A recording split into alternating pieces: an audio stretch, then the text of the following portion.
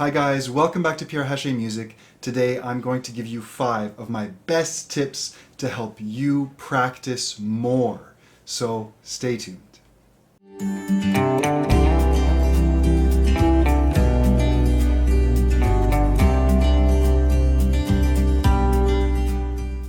Welcome guys. If you're new here, consider subscribing. I upload beginner ukulele, guitar, and drum videos. And check out the links in the description, including links to my ukulele playlist with tons of great practice videos for you, as well as my book Easy Ukulele, available on Amazon.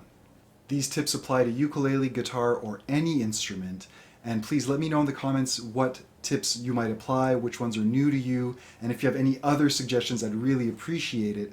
But maybe take notes as you watch this, because this is the kind of thing that if you don't actually do them and apply them, it won't help, okay? So take note of your favorites, the ones that resonate with you, and try them out. So my first tip for you guys to help you practice more would be to find a time of day that really works for you. Personally, I find in the morning I have the most energy to focus and get a good stretch of practicing in. In the evening, I feel I don't have the same kind of energy and focus. So pay attention to your energy levels. Maybe you're more of a night owl and you can get a good session in at 9 or 10 at night, or maybe first thing in the morning works for you. Maybe if you get it out of the way right after work at 4 or 5 p.m., that's what works for you. But find that sweet spot where you have the energy to get a good practice session in. Another tip that I find really helps is to tell yourself you're only going to practice for 2 minutes. Sometimes it becomes longer, of course, but just give yourself that small goal of sitting down, pick up your instrument, and practice for a short, reasonable amount of time, 2 minutes, and then it'll often become 5 or 10 or 20 or more. If we set the goal of practicing for an hour, that can feel overwhelming and we don't want to get started. So literally, for 1 week, tell yourself, I'm going to practice 2 minutes every day. And you'll see that 2 minutes will inevitably become a little longer here and there. And if one day you're not into it and 2 minutes is more than enough, then that's fine. Put your instrument down and move on to the next thing. Don't feel bad about it. But the next day, try again, and that 2-minute session will quite often end up a little longer, and once you get started, you'll have fun.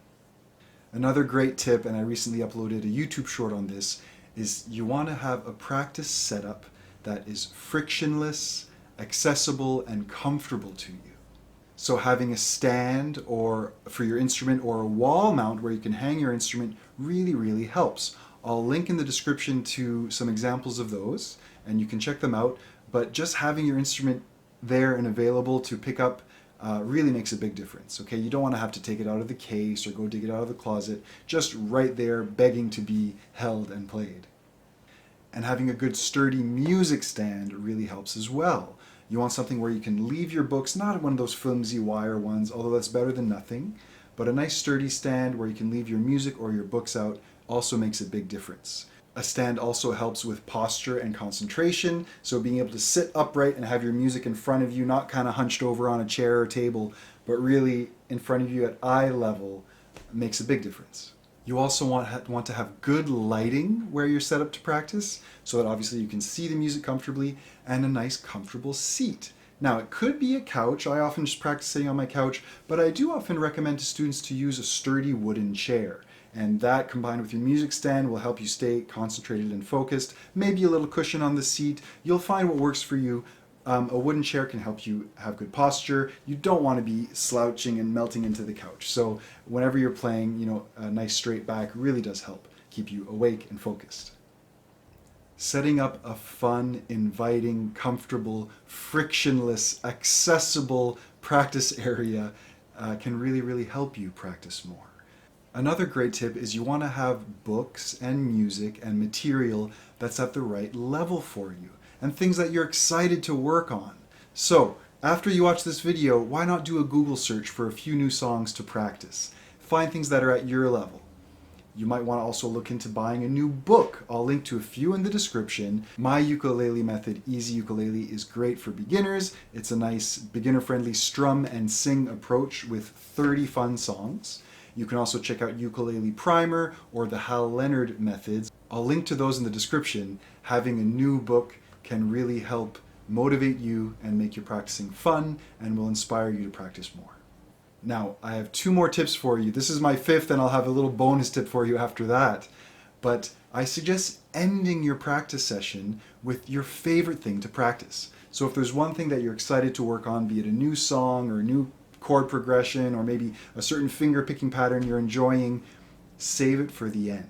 So that'll encourage you to work on some other things first and maybe lengthen your practice session a little bit, but keep you motivated to then have that carrot at the end, that little reward to keep your focus and stretch your practice session a little bit more. So my last little bonus tip for you guys is to keep it fresh and practice in new ways. Maybe you want to compose a chord progression or work on improvising in the scale a bit. Look up some backing tracks on YouTube or some play-along videos. I'll link down below to lots of fun play-along videos that might be a new, fresh way for you to practice.